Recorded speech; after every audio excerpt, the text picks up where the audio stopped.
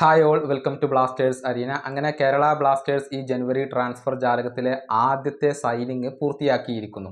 ഒരു വിദേശ ഡിഫൻസീവ് മിഡ്ഫീൽഡർക്ക് വേണ്ടി കേരള ബ്ലാസ്റ്റേഴ്സ് ശ്രമിച്ചുകൊണ്ടിരിക്കുന്നു എന്ന റിപ്പോർട്ട് നമ്മൾ നേരത്തെ തന്നെ പ്രസിദ്ധീകരിച്ചിരുന്നു. അതിനനുസരിച്ച് തന്നെയാണ് കാര്യങ്ങൾ ഇപ്പോൾ നടന്നിട്ടുള്ളത്. നേരത്തെ ക്രൊയേഷ്യൻ താരമായ ഡിയഗോ സിവലോവിച്ചിന് വേണ്ടി കേരള ബ്ലാസ്റ്റേഴ്സ് ശ്രമങ്ങൾ നടത്തിയിരുന്നു. അത് ഫലം കാണാതെ പോവുകയായിരുന്നു. ഇപ്പോൾ ഒരു വിദേശ ഡിഫൻസീവ് മിഡ്ഫീൽഡറെ തന്നെയാണ് ബ്ലാസ്റ്റേഴ്സ് സ്വന്തമാക്കിയിട്ടുള്ളത്. മിലോസ് ഡ്രിൻസിച്ചിന്റെ നാട്ടുകാരനായ ഡുസാൻ ലഗാറ്റോറിനെയാണ് കേരള ബ്ലാസ്റ്റേഴ്സ് ഇപ്പോൾ കൊണ്ടുവന്നിട്ടുള്ളത്.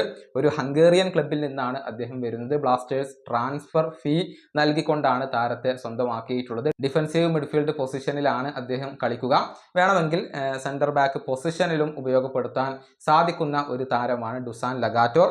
ഏതായാലും ബ്ലാസ്റ്റേഴ്സിന്റെ സ്പോർട്ടിംഗ് ഡയറക്ടറായ സ്കിൻകിസ് ഈ താരത്തെക്കുറിച്ച് ഇപ്പോൾ സംസാരിച്ചിട്ടുണ്ട്. അദ്ദേഹത്തിൻ്റെ എബിലിറ്റി എന്താണ് എന്നാണ് അദ്ദേഹം പറഞ്ഞിട്ടുള്ളത്.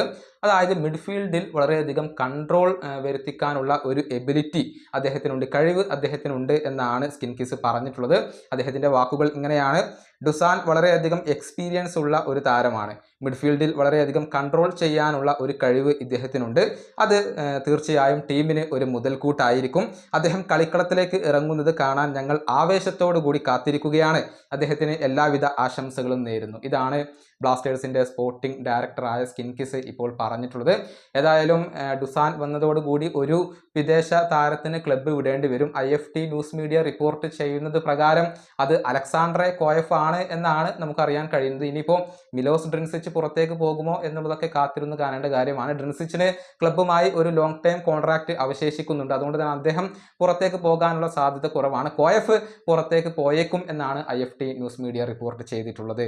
ഈ വീഡിയോയുടെ അവസാനിപ്പിക്കുന്നു. അടുത്ത വീഡിയോയുമായി വീണ്ടും കാണാം.